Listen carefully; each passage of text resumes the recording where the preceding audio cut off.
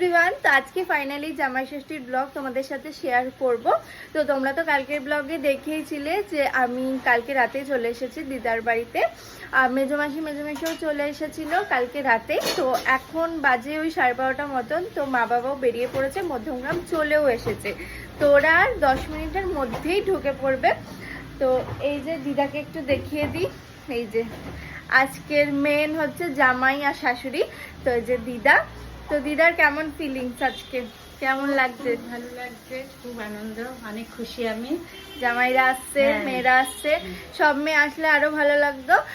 আমার দুটো মাসি আসতে পারছে না, বড় মাসি ব্যাঙ্গালোরে থাকে, ছোট মাসি ভুবনেশ্বরে থাকে। তো তারা আর আসতে পারছে না, শুধু মা আর মেজো মাসি রয়েছে। এই যে মা, বোন, বাবা সবাই চলে এসছে। আরে পড়ে যাচ্ছি, তাড়াতাড়ি জামাই সেজে আমি হাজির হয়েছি, পার্কে কি করেছি না, জামাই ষষ্ঠী করতে এসে গেছি। জামাই ষষ্ঠী করতে এসে গেছে।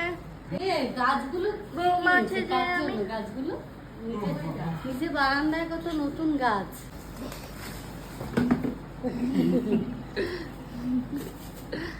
দেখেছে তো? এদিকে তোমাদের দেখাই, চলো আমার ভাই বোনগুলো কি করছে। তো এদিকে ওরা খেলাধুলো করছে, আর আমার বাবা আর মেশো তোমরা দেখতেই পারছো গল্প করতে ব্যস্ত। তো তখন এই সময় আমার দিদা, মা আর মেজো মাসি হচ্ছে সমস্ত খাবার দাবার গোছাচ্ছিল, মানে ওই একটু সাজিয়ে গুছিয়ে দেবে, তো সেগুলোই করছিল। তো তখন ভেবেছিলাম আমি কিছু ভিডিও ক্লিপ নেব তোমাদের সাথে শেয়ার করার জন্য। তো আমার যাওয়ার আগেই ওদের সমস্ত কিছু গুছিয়ে ফেলা হয়ে গেছিলো। চলো তোমাদেরকে দেখিয়ে দিই মেনুতে কি কি ছিল। তো প্রথমেই ছিল 5 রকম ভাজা, লুচি তোমরা দেখতেই পাচ্ছ, ভেজ ডাল, কাতলা কালিয়া, মাটন, ইলিশ ভাপা, চাটনি, পাঁপড়, মিষ্টি, দই। তো এগুলোই ছিল মেনুতে। ওরা দুজন সাজালি, আমরা 5 বছর বাদে আমাদের ষষ্ঠী হচ্ছে।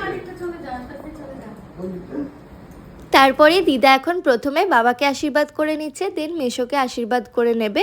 আর তোমরা হয়তো ভাববে বাবা কেন বললো 5 বছর পর জামাই ষষ্ঠী হচ্ছে, মাঝে কেন হয়নি। তো দিদার মাঝখানে শরীরটা বেশ খারাপ হয়ে গেছিলো। তো দিদা কিছুদিন বড় মাসির কাছে, কিছুদিন ছোট মাসির কাছে, তো এরকমভাবে ছিল। তো এদিক ওদিক করার কারণে দিদা মাঝে জামাই ষষ্ঠী করতে পারেনি। এখন মেজো মাসির কাছে রয়েছে, মেজো মাসি যেহেতু কলকাতাতেই থাকে, তো দিদা এখন কলকাতাতেই রয়েছে, তাই জন্য এবছর জামাই ষষ্ঠীটা দিদা করতে পেরেছে। তোমরা হয়তো বুঝতেই পারছো বাবা, মেশো, দিদা কতটা হ্যাপি। বাকি দুজন মেশো থাকলেও আরো বেশি ভালো লাগতো, আনন্দটা আরো বেশি হতো, কিন্তু ওরা আর আসতে পারলো না।